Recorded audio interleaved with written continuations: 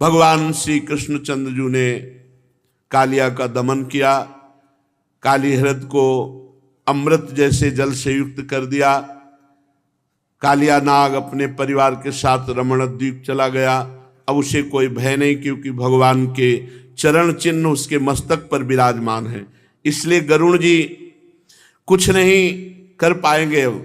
जहां भगवान के चरण चिन्ह देखे वहां गरुण जी फिर प्रहार नहीं करते। भगवान को भी संघर्ष पे संघर्ष ही करना पड़ा, तो हम लोगों को क्यों संघर्ष नहीं करना पड़ेगा? अभी काली दह को शुद्ध किया, दूसरे दिन फिर प्रलंबासुर आ गया और भगवान बलराम जी का अपहरण करके लिए जा रहा था। भगवान बलराम जी ने प्रलंबासुर का उद्धार किया। कल ये चर्चा सुनी। परीक्षित अगले दिन फिर भगवान की वही दिनचर्या, गाय बछड़ों सखाओं गोपों के साथ वृंदावन में हरी हरी घास पर गाय को छोड़ देना और आपस में क्रीड़ा करना। गौएं बेरोक टोक चढ़ती हुई घने जंगल में चली गई। गर्मी का समय था और मुंजा टवी सरकंडों के वन में पहुंच गई। बहुत से गोप उनको वहां से निकालने के लिए गए। श्री कृष्ण बलराम आदि ने देखा कि गौएं दिखाई नहीं दे रही। अरे वो तो सरकंडों के वन में चली गई। गौओं के खुर से पता लगाते हुए गए। भगवान बड़े जोर जोर से गौओं का नाम लेकर के पुकारने लगे। गौएं अपने नाम की ध्वनि सुनकर भगवान पुकार रहे, हुंकारा जमाने लगी। ये हो ही रहा था कि आग लग गई। बांसों की रगड़ से दावानल प्रकट हो जाती है। और मुंजा टवी ये तो बहुत जल्दी आग फैलने वाली। समस्त बछड़े गौएं गोप सखा और बड़ी जोर की आंधी चलने लगी। सब ओर से प्रचंड ऊंची ऊंची लपटे जो सब जीवों को भस्म करने की सामर्थ्य रखती। ग्वाल गौएं चारों ओर दावानल से घिर गए। ये घटना कालिया नाग के जब दमन पर रात्रि में वहीं रुके थे तो एक ऐसी घटना घटी थी। ऐसी फिर घटना घट गई।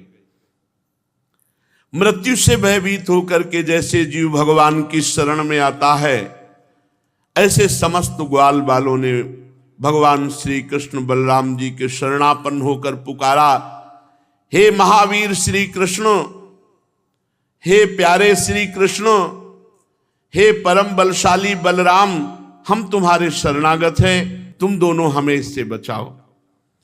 श्री कृष्ण जिनके तुम ही भाई बंधु हो, जो पूर्ण रूप से तुम्हें अपना मान लिए हैं, उनको कभी कोई कष्ट नहीं होता।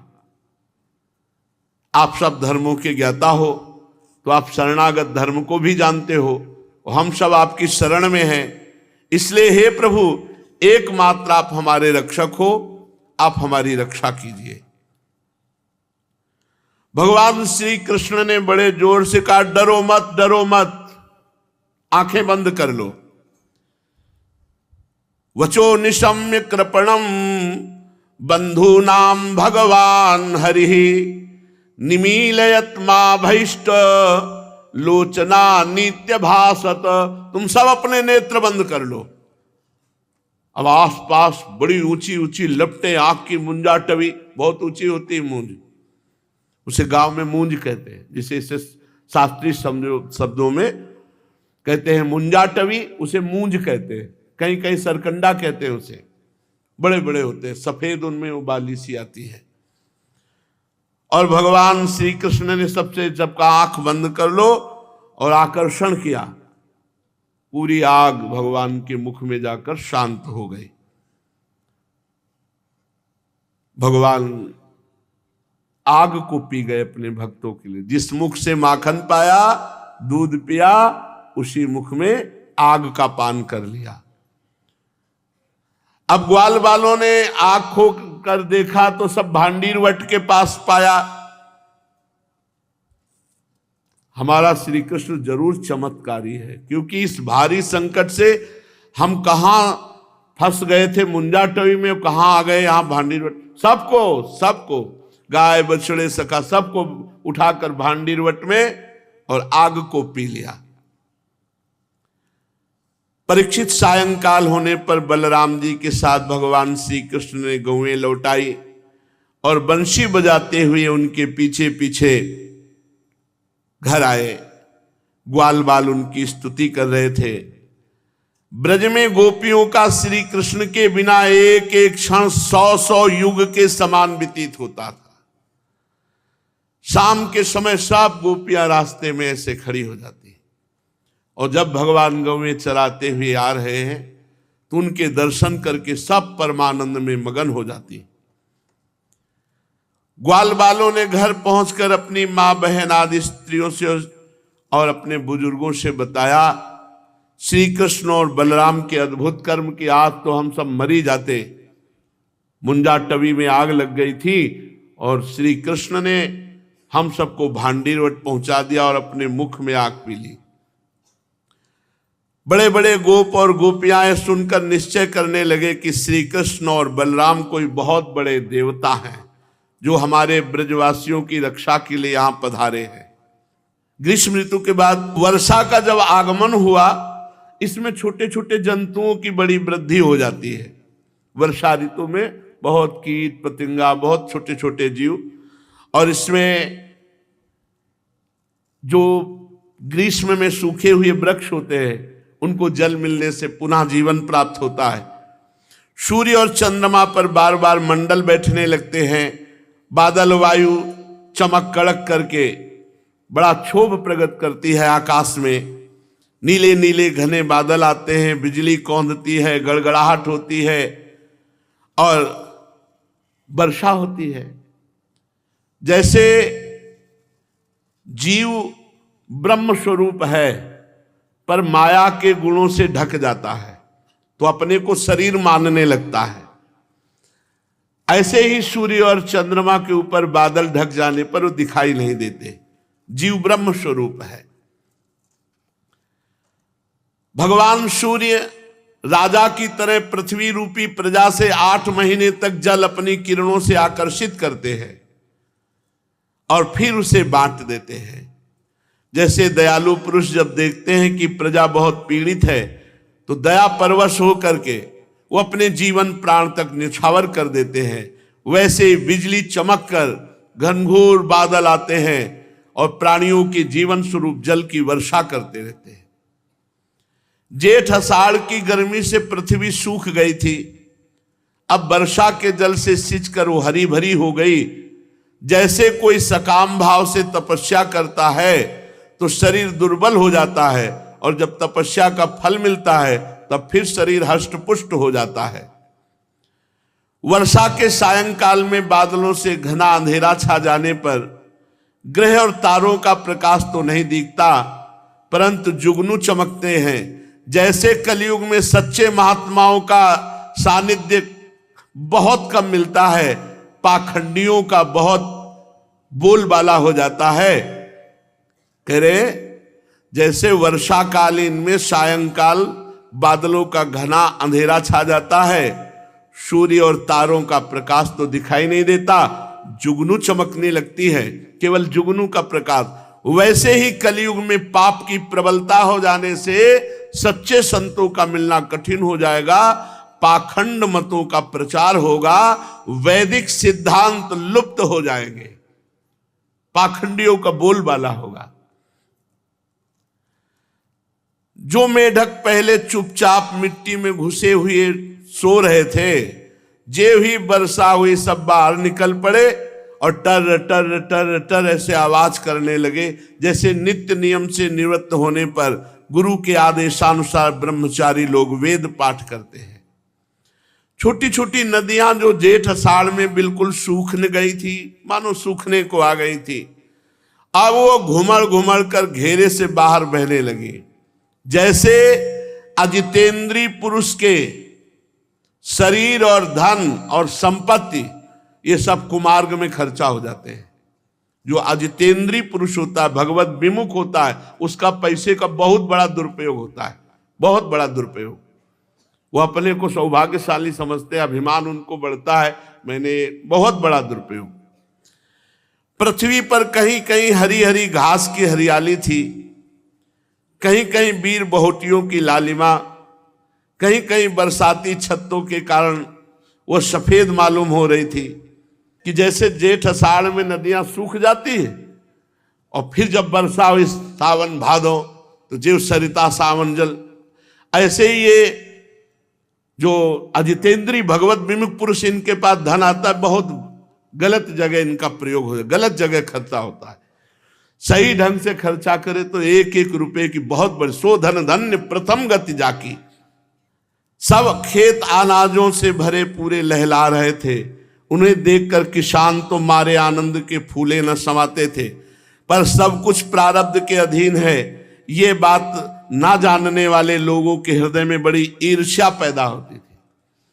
ऐसे ऐसे ईर्ष्यालु होते हैं कि खड़ी फसल में ऐसे चुपचाप एक दिया सलाई फेंकी और भाग गए। अब किसी को क्या पता, अब पूरी खेती उसकी जल गई, अब उसके घर में क्या होगा। जैसे सरसों की खेती थी ना, सरसों, अब बादल आ गए शाम के और सुबह सरसों काटनी, पूरा परिवार उदास बैठा है, हे भगवान वर्षा मत कर देना।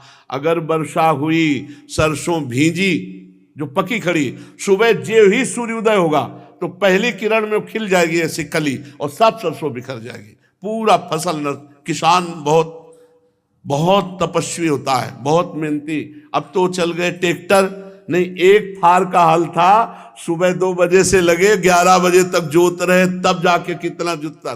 बहुत कठिन किसानी, बहुत कठिन, और बहुत गरीबी से, बहुत मेहनत से, बैल की तरह मेहनत करते, तब जाके पेट भरता।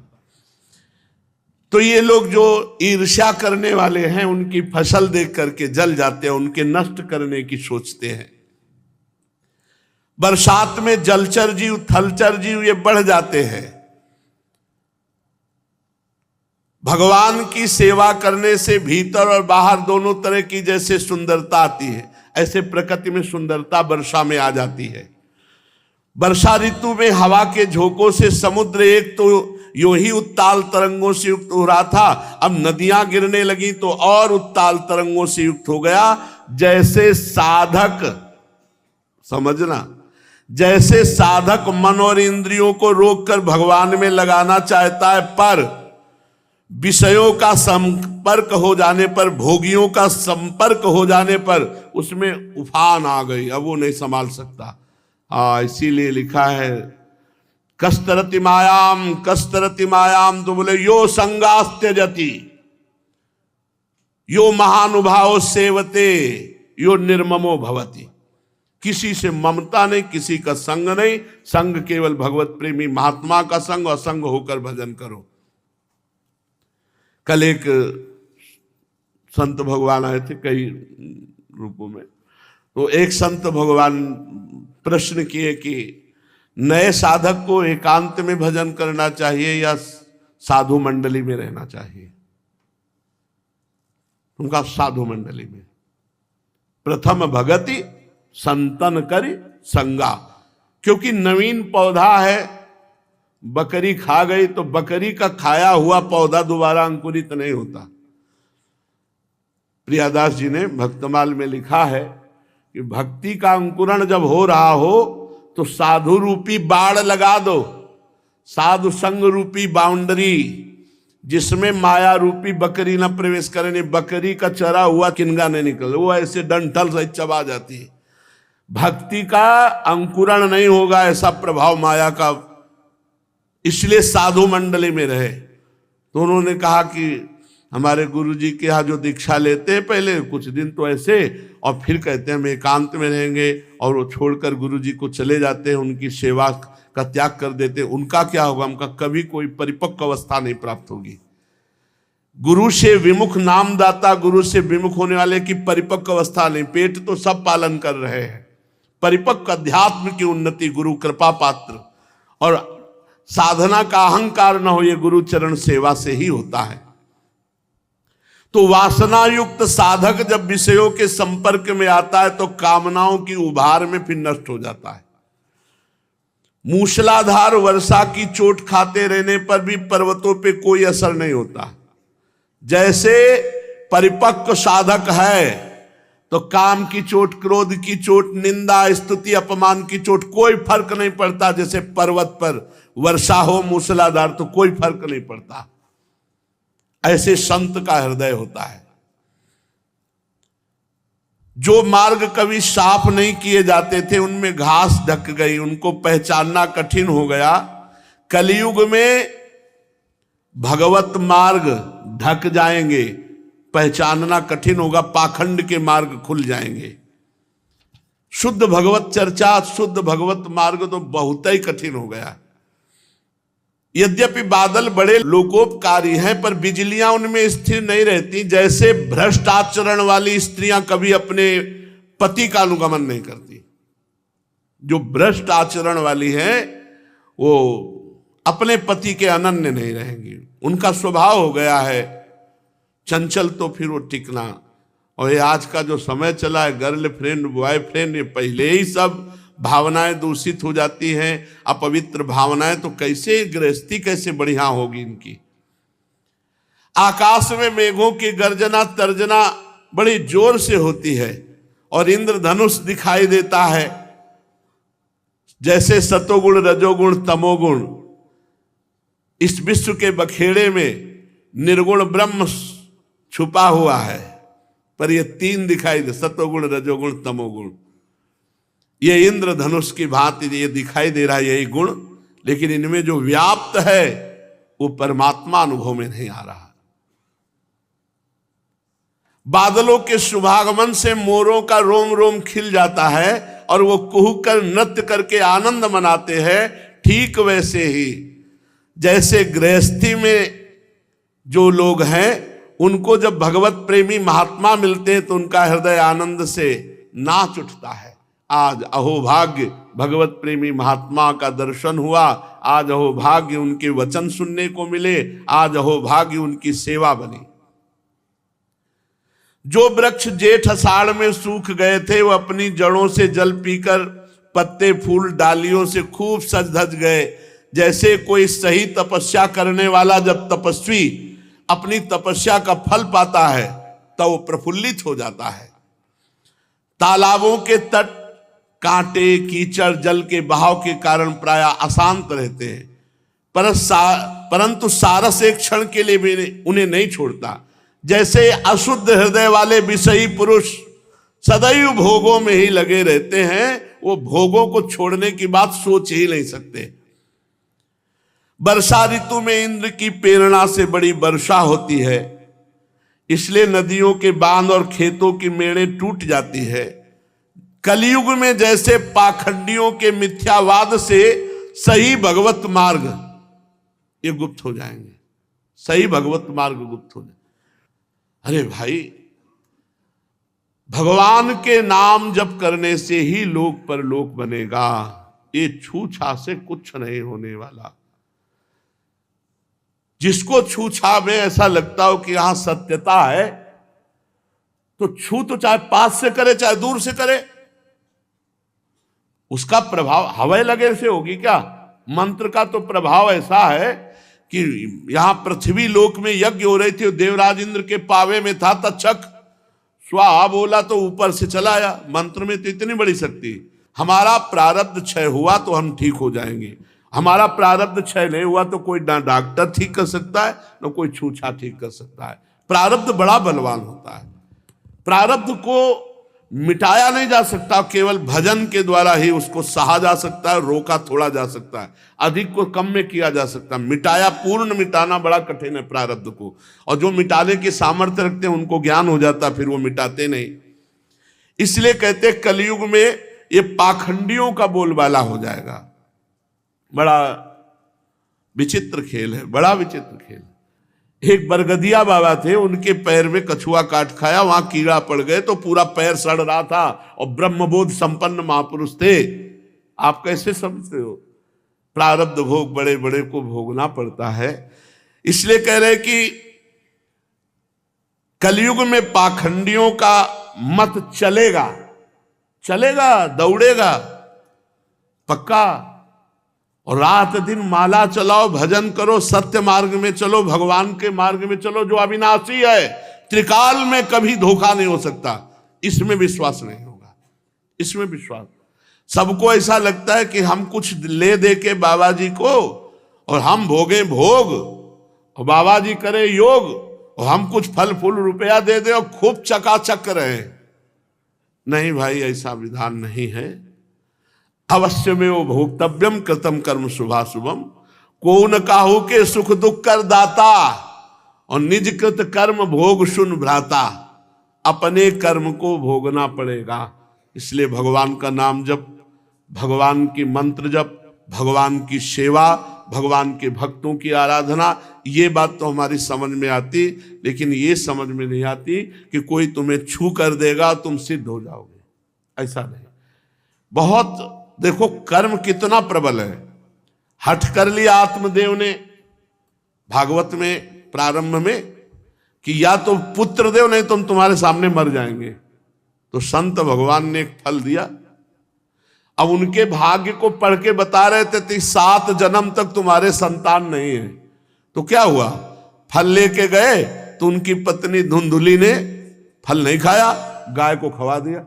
देखा ना प्रारब्ध कैसा बुद्धि बदल दी कि इतना सिद्ध फल वो गाय खवा दिया अपने, और उनके नहीं हुआ, बहन का लेकर के धुंधकारी।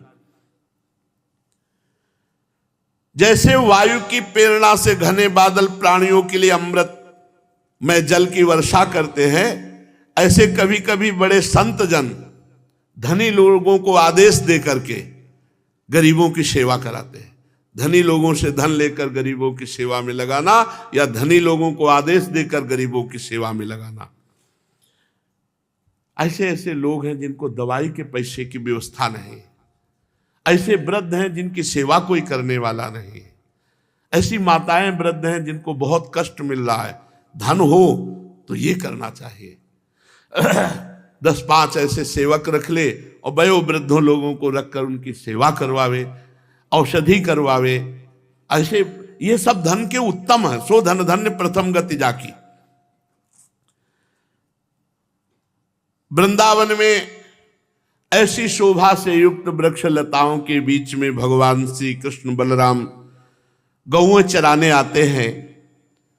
खूब हरी हरी घास गौएं चरते हो, बड़े बड़े थन सब दूध से भरे हुए। और भगवान श्री कृष्ण जब उनका नाम लेकर पुकारते हैं तब प्रेम परवश होकर वो दौड़ी हुई भगवान के पास आती है। तो अति शीघ्रता के कारण उनके दुग्ध से वृंदावन की भूमि सिंचती जाती है। वनवासी भील और भीलिनियां भी बड़ी आनंदित हैं। वृक्षों की पंक्तियों से मधुधारा बह रही है, पर्वतों से झरने झरझर, बड़ी सुरीली आवाज, बहुत सुंदर गुफाएं। तो जब वर्षा होती है तो भगवान गुफाओं में छिप जाते हैं, किसी खोड़र में छिप जाते हैं और कंदमूल फल पाकर सखाओं के साथ कभी कभी जल वर्षा में खेलते हैं। वर्षा हो रही और भगवान कृष्ण बलराम सखा सब जल में भींजते हुए खेलते। कभी किसी चट्टान पर खुली बैठ जाते हैं, कभी ग्वाल बालों के साथ मिलकर घर से लाया हुआ दही भात दाल शाक आदि खाते हैं। वर्षा ऋतु में बैल बछड़े थनों के भारी भार से थकी हुई गौएं ये सब बहुत जल्दी से घास चर लेती, हरी हरी घास पर बैठकर आंख मूंद कर जुगाली करती रहती। वर्षा ऋतु की सुंदरता अपार, वो भी वृंदावन के संयोग में तो और सुंदर। इसमें संदेह नहीं कि ये ऋतु, ये गाय, ये बैल, ये बछड़े सब के सब भगवान की लीला के दिव्य विलास हैं। भगवान देख देख कर बहुत प्रसन्न होते हैं, बार बार आनंदित होकर कभी नृत्य करते हैं, कभी गायन करते हैं, कभी प्रशंसा करते हैं। इस प्रकार श्याम और बलराम बड़े आनंद से ब्रज में निवास कर रहे हैं। इसी समय वर्षा ऋतु बीती और शरद ऋतु आ गई। अब आकाश में बादल नहीं रहे, जल निर्मल हो गया, वायु बड़ी धीमी गति से चलने लगी। शरद ऋतु में कमलों की उत्पत्ति, जलाशयों के जल ने अपनी स्वच्छता प्रकट कर दी। जैसे कोई साधक भ्रष्ट हो जाए तो फिर कड़ा नियम लेकर योग का सेवन करता है तो निर्मल हो जाता है, ऐसे शरद ऋतु में वर्षा से मलिन हुए सरोवर निर्मल हो जाते हैं। भ्रष्ट हो जाए तो इसका मतलब नहीं कि हम गिरते ही चले जाए, नहीं, फिर कड़ा नियम ले और फिर आगे बढ़े। शरद ऋतु ने आकाश के बादल, वर्षा काल के बड़े हुए जीव, पृथ्वी की कीचड़ और जल के मटमैलेपन को नष्ट कर दिया। जैसे भगवान की भक्ति से चाहे ब्रह्मचारी हो, चाहे गृहस्थ हो, चाहे वानप्रस्थ हो, चाहे सन्यासी हो, सब प्रकार के अशुभों का, पापों का, विकारों का नाश कर देता है भगवान की भक्ति से। बादल अपने सर्वस्व जल का दान करके उज्जवल कांति से सुशोभित होते हैं। जैसे जिसके पास धन अधिक है उसे चाहिए कि परलोक के लिए अपनी कामनाओं को, अपने भोगों को थोड़ा रोक करके दूसरों के हित में अपने धन को लगा दे, दूसरों के मंगलमय कार्यों में लगा दे। पर्वतों से कहीं कहीं झरने झरते हैं और कहीं कहीं अपने कल्याणकारी जल को नहीं बहाते। ऐसे ही ज्ञानी पुरुष जब देखता है अधिकारी है तो अपने ज्ञान का दान कर देता है, और कहीं कहीं देखता है कि अनाधिकारी है तो मौन हो जाता है, उनसे बात नहीं करते। छोटे छोटे गड्ढों में भरे हुए जल के जलचर जीव ये नहीं जानते कि 4 दिन के बाद ये गड्ढा सूख जाएगा और फिर हमें मरना पड़ेगा। ऐसे ही ये कुटुंब भरण पोषण में भगवान से विमुख लोग ये नहीं जानते कि 4 दिन बाद आयु क्षीण हो जाएगी और मर जाएंगे, और जो हमें लाभ मनुष्य योनि में मिलना चाहिए वो हम नहीं ले पाए। क्या? भगवान का भजन। शरतकालीन सूर्य की प्रखर किरणों से बड़ी पीड़ा होने लगी। जैसे जिस साधक की इंद्रियां बस में नहीं होती उसे तरह तरह के ताप और पाप में फंसा देती इंद्रियां। अपनी इंद्रियों को संयम में रखने वाला साधक साधु ही परमानंद को प्राप्त होता है। पृथ्वी धीरे धीरे अपना कीचड़ छोड़ने लगी, घास पात धीरे धीरे अपनी कचाई छोड़ने लगे। जैसे विवेक संपन्न साधक धीरे धीरे अनात्म पदार्थों का त्याग कर अपनी आत्मा में स्थित हो जाता है। शरद ऋतु में समुद्र का जल स्थिर, गंभीर, शांत हो गया। जैसे आत्माराम पुरुष का मन निसंकल्प और शांत हो जाता है, वो फिर किसी प्रपंच या भोग या कर्मकांड के झमेले में नहीं पड़ता। किसान खेतों की मेड़ मजबूत करके जल का बहना रोकने लगे। जैसे साधक अपनी इंद्रियों को विषयों का संयोग ना होने देना, प्रत्याहार करके अपने ज्ञान की रक्षा करता है। जितना इंद्रियों से भोग भोगोगे अज्ञान बढ़ेगा, और जितना भोगों का त्याग करोगे उतने ज्ञान बढ़ेगा। शरद ऋतु में दिन के समय बड़ी कड़ी धूप होती है, लोगों को बहुत कष्ट होता है, परंतु रात्रि के समय चंद्रमा प्रकाशित होकर संताप को वैसे ही हर लेता है। जैसे देहाभिमानी को साधना में दुख होता है और जब भगवत प्राप्ति होती तो परमानंद में निमग्न हो जाता है। इसलिए संसार के भोगों में मनोरंजन न करके भगवान की तरफ बढ़ो। ये थोड़ा दुख है, इसके बाद महासुख है, और संसार की तरफ दुख ही दुख है। दुखालयम शाश्वतम। फूलों से लदे हुए वृक्ष और लताओं में होकर बड़ी हुई सुंदर वायु बहती है, ना अधिक ठंडी ना अधिक गर्मी। उस वायु के स्पर्श से सबकी जलन तो मिट जाती है, परंतु गोपियों की जलन और भी बढ़ जाती है, क्योंकि उनका चित्त श्री कृष्ण ने चुरा लिया है। शरद ऋतु में बड़ी सुंदर शोभा, उसी शोभा में श्री कृष्ण प्रेम की उन्मत्तता। परीक्षित जैसे राजा के शुभागमन से डाकू चोरों के सिवा सब लोग निर्भय हो जाते हैं, वैसे सूर्योदय के कारण कुमुदिनी के अतिरिक्त और सभी प्रकार के कमल खिल गए। बड़े बड़े शहरों गांवों में नवान्न प्राशन इंद्र संबंधी उत्सव होने लगे। खेतों में अनाज पक गए। भगवान श्री कृष्ण बलराम जी की उपस्थिति से वृंदावन दिव्य शोभा से युक्त है। साधना करके सिद्ध हुए पुरुष जैसे समय आने पर अपने भगवत शरीरों को प्राप्त करके महाआनंद में स्थित होते हैं, वैसे ही सन्यासी, राजा, स्नातक, व्यापारी जो वर्षा के कारण एक स्थान पर रुके हुए थे, वहां से चलकर अपने अपने अभीष्ट कार्य की ओर। बड़ा सुंदर वृंदावन है और लालजू की बड़ी सुंदर बंसी बज रही है। उस बंसी को सुन करके जो गोपियों के हृदय में भाव आ रहा है वो वर्णन करते हैं, इसे वेणु गीत कहते हैं। इसकी चर्चा आगे करेंगे। श्री राधा वल्लभ लाल की जय।